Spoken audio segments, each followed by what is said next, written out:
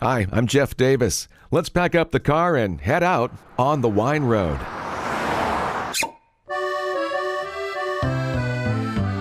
Today we're going to enjoy a nice visit with Claudia Schug of Schug Carneros Estate Winery in southern Sonoma. I met her at 10 a.m. and we started off by tasting 6 wines. Not necessarily the breakfast of champions, but I was up for the challenge. Claudia is a very pleasant woman, as you'll hear in the interview. We had quite a few laughs. I don't know if that was the wine or just her easygoing nature. Later in the interview, I'll tell you about the wine and cheese tasting she offered that you too can enjoy. Schug is one of the few German heritage winemaking families in California, and their winemaking history began with Claudia's grandparents in Germany. That's right. Yeah, it's we often talk just about my grandfather on my father's side, but my grandfather on my mother's side was also a winemaker.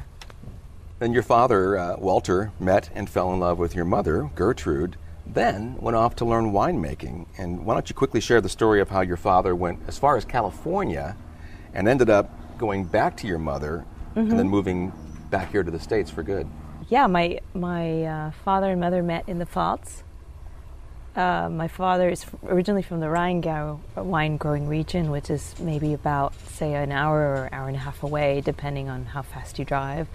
And my father met my mother while he was working at a winery in the Pfalz. And following that job, he received an invitation to come to California and work as an intern for a California wine company. At the time, in the late 50s, a lot of the wine growing was down in the Central Valley.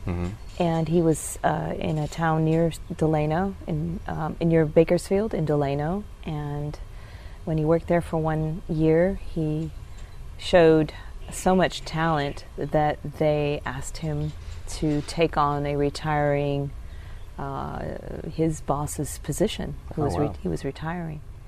So that opportunity really piqued his interest, and he then went back to Germany via the UK, where my mother was taking care of some children as an au pair. And he asked her if she had, first of all, if she would like to marry him, and second of all, would she like to come to California? So that's a yes to both. Yes. 2 big questions, isn't it? Yes, big questions, and then they went back together to the Pfalz to ask her parents if that would be okay. And so He'd done some other winemaking studying too, didn't he? He had other wineries in the German and England region? Yes, in fact, yeah. He, as part of his studies at the Geisenheim University, which is the most renowned most renowned enolology and viticultural college or university, he was required to do some internships at different wineries. So through his father, who was the director of a state-owned winery, he had connections to the other state-owned wineries, Staatsweingut. So he was he apprenticed or did internships in various wineries around the Hessen. So he had some skills when he went to California. Oh, for sure. Yeah. In fact, he was probably one of the better trained imports to California, because at the time after Prohibition, there really wasn't that culture of winemaking. It was prior to Prohibition. It was quite. California had quite a famous status in the world as winemaking area, but Prohibition, really killed it. So they were happy to have immigrants with talent and training, and so he was really had a good situation there. Yeah. I love how your website explains when your parents moved over here, the newlyweds crossed America in their Volkswagen Beetle, complete with skis on the back and custom-made luggage to fit in every corner of the car. Yes. What a visual. That is a great visual. We do have a photo of the VW Bug, and it's pretty small quarters. I hope you put it up on your site. And yes, I did. You can see that photo and a few others on my website, onthewineroad.com.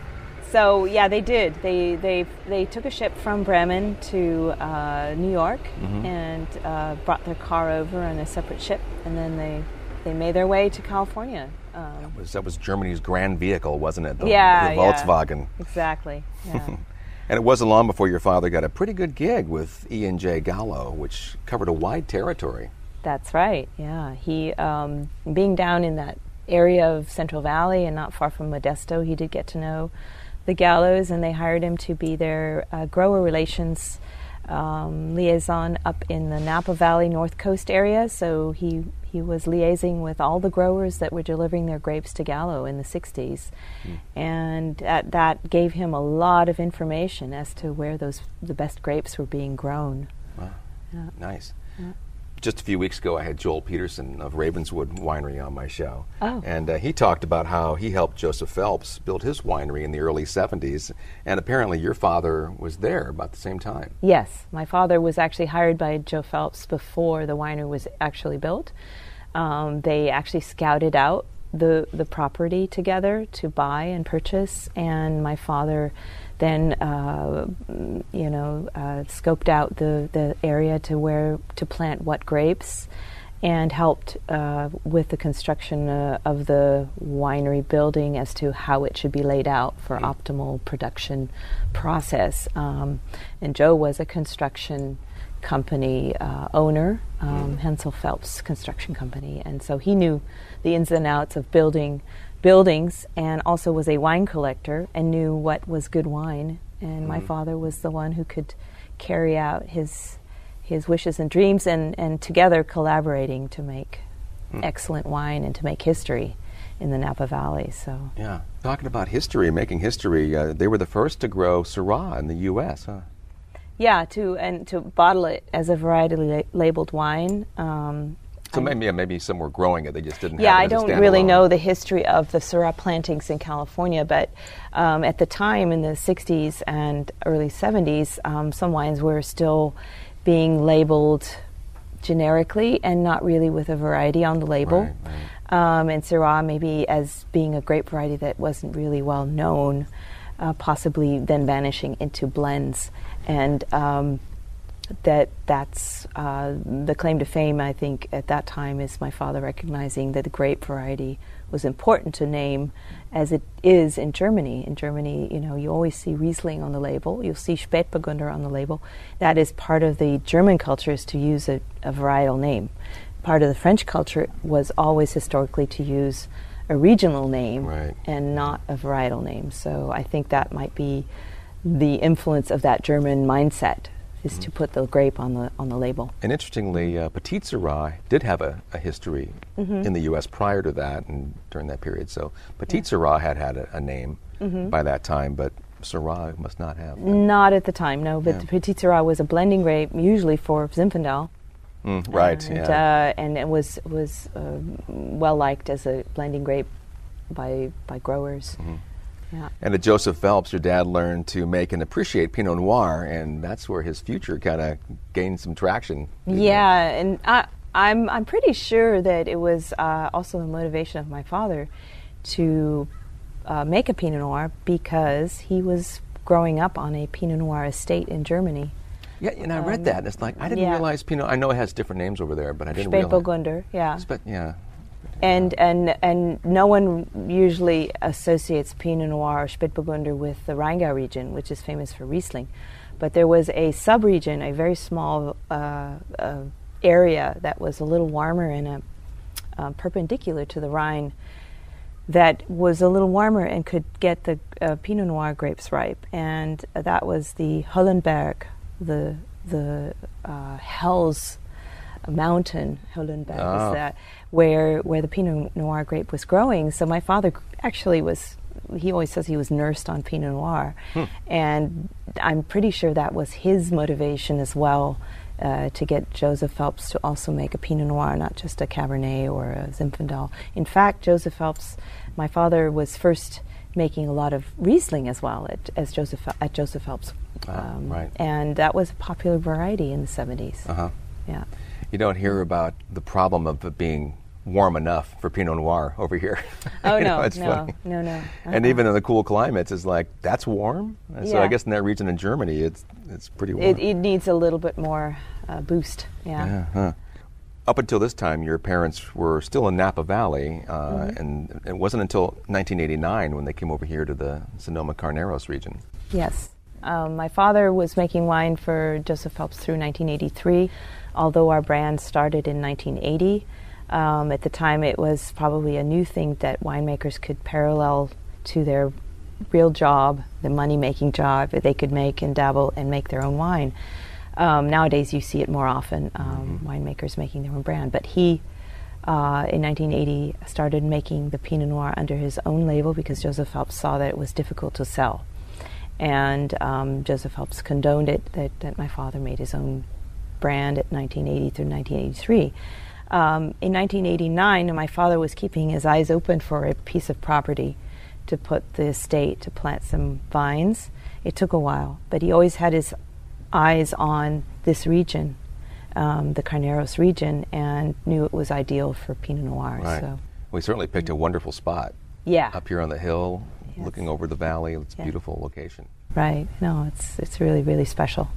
Well, when he was working with Joseph Phelps, he must have been pooling the Pinot Noir grapes from Carneros on the Napa side, right? Yes, partially. I think there was a Shelville label. There was a grower's label, actually from the Napa Valley on Diamond Mountain, called the Heinemann Vineyard. Oh, yeah. So it was high elevation, had Sure. a bit of the winds coming in on volcanic soil.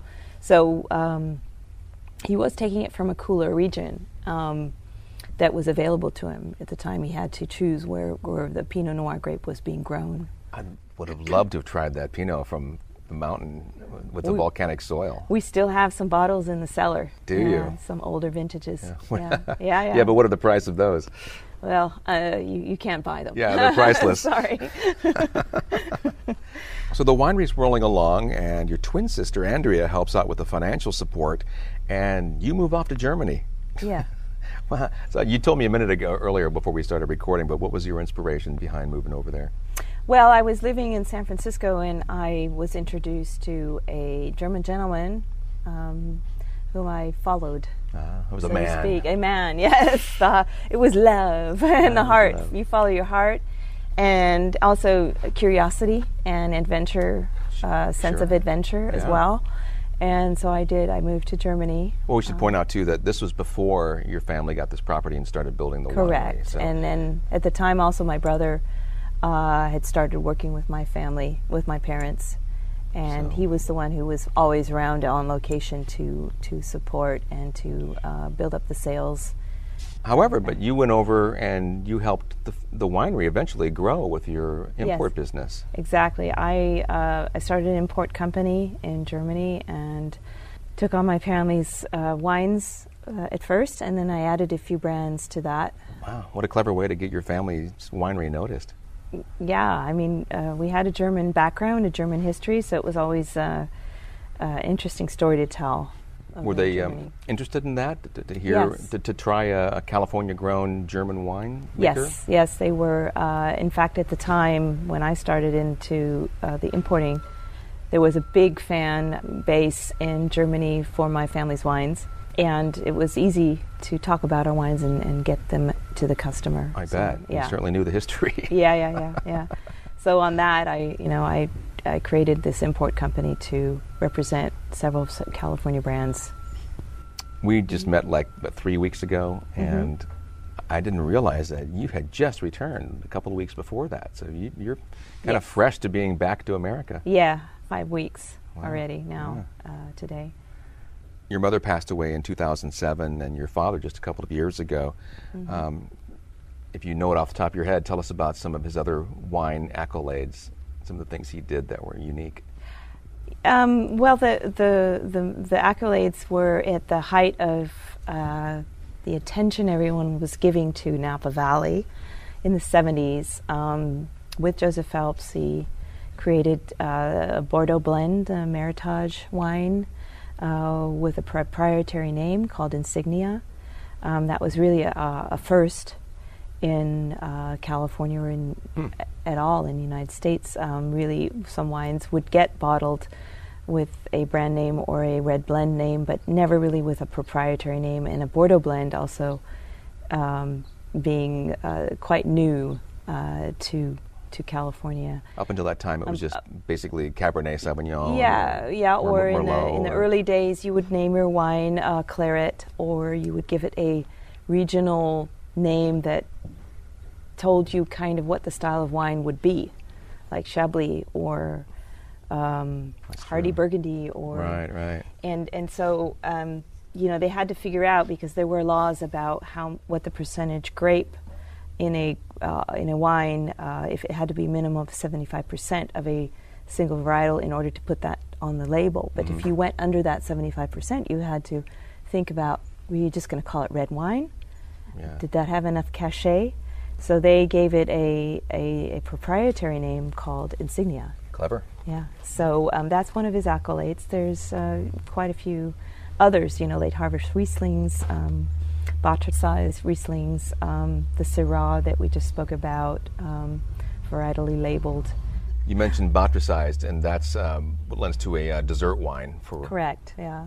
The mold gets in there, the fungus, and turns it, and oddly enough, it turns out to be a very appealing flavor that it adds to the grape. It's called the noble mold, and the noble rot. Noble rot, exactly, noble rot, and it creates a very concentrated sweet wine. Interesting. So I noticed that your father has done some dessert Riesling and even Gewürztraminer, but did he ever try to grow a standalone still wine? As in Riesling, or? Yeah, since that's also part of his heritage. And I would think that it would almost be cool enough here, although you don't hear much about those grapes being grown here in Carneros. Yes, there is Riesling around in the cool zones of California. A lot of it's been grown up in Mendocino. But they grow Pinot Noir up there, so I thought if you can grow Pinot Noir in like Anderson Valley, why can't you grow it down here? I don't know why Riesling hasn't found its way more in this region, but we do make a late harvest Riesling that we get the grapes from Lake County. Oh. And so it's a small, very, very small production that we don't distribute widely. It's actually just sold through the tasting room, and it's a nice addition. That's a warm region too. No, well... Unless it's closer to the lake, up in the hills maybe. Yeah, Lake County can have some really cool spots to it. And now, when did your winemaker, Michael Cox, join Schug? He joined before your father passed away, I don't know. Correct. Oh, yeah, they had been working together quite some time. I believe it was 1995. Oh. So we're looking at 22 years now. And he was really... he really picked up our philosophy. His palate is similar. He's very interested and curious about tasting wines from all over the world. So he constantly is tasting wines from Europe. There's a danger, of course, of a winemaker getting a cellar palate. They get used to only their own cellar or their region. Right. It's really important to taste outside of the region. You're probably helping him with that, right? Oh, yeah, I guess we do. And his curiosity, and you were asking about other grape varieties growing in Carneros, and also through the curiosity and openness of Mike Cox and a more European-minded palate, he picked up some Saint Laurent grape, spelt Laurent. And we got in our second vintage this morning, so 4 bins of Ricci Vineyard, Carneros, St. Laurent, and it's the first vintage is 2016, and it's been bottled. So, that'll be interesting to try. It's a red grape that's quite fruity, nice deep purple color, beautiful, fruity characteristics, similar to Pinot, but just a little softer. If we want to sound worldly, should we call it Saint Laurent? Saint Laurent, yes. Great. As I mentioned earlier, Claudia had a nice wine and cheese pairing set up for me when I arrived at the Schug tasting room. And briefly, here's how that went. We started off with the 2013 Schug Rouge de Noir Brut sparkling wine. It was crisp and delicious and served with a St. George cow's milk from Joe Matos Cheese Factory in Santa Rosa. That was followed by the 2016 Sauvignon Blanc from Sonoma Coast, which was delightful and paired nicely with the Fromage Blanc from Bellwether Farms in Petaluma. That's a goat's milk. The 2014 estate-grown Chardonnay from Carneros went very nicely with the Mount Tam Triple Cream Brie from Cowgirl Creamery at Point Reyes Station. Then we had 2 Pinots, the 2013 Heritage Reserve Pinot Noir from Carneros and the estate-grown 2013 Carneros Pinot Noir. The first served with Estero Gold from the Valley Forge Cheese Company, a cow's milk. The estate grown was paired with Toma cow's milk from Point Reyes Farmstead Cheese Company. And we wrapped it up with the 2013 Cabernet Sauvignon Heritage Reserve from Sonoma Valley.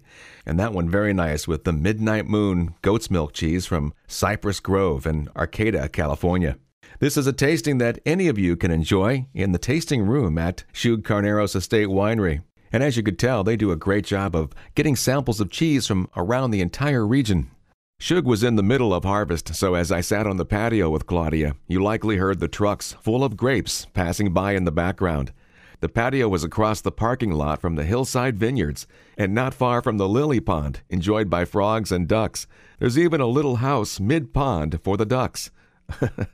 When I met Claudia prior to this interview, she was with her daughter. She lives in London, so I asked Claudia if there were any other third-generation family members who may carry on the Schug business. Well, my brother has 2 children, his son Stephen and daughter Bess, or Elizabeth, and his son is just turned 21, but even prior to that he was working in the cellar on school breaks, and now that he's turned 21 he's been doing some work in the tasting room. He's already at it. Yes, yes, he's very good at it. Yeah. And now you're here for good. Yes, I'm here for good, and I feel very good about it. And in Germany we say we have 2 hearts beating in my chest. One is in Europe, in Germany, and one is in California. And I've enjoyed the privilege of living in both countries.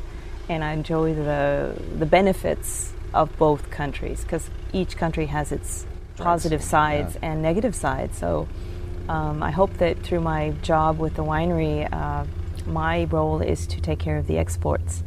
And I built up the European market as our representative over in Europe, selling wine into the Scandinavian market, into the Nordics, we call that Norway, Sweden, into the UK, the Netherlands, Germany, of course, Denmark.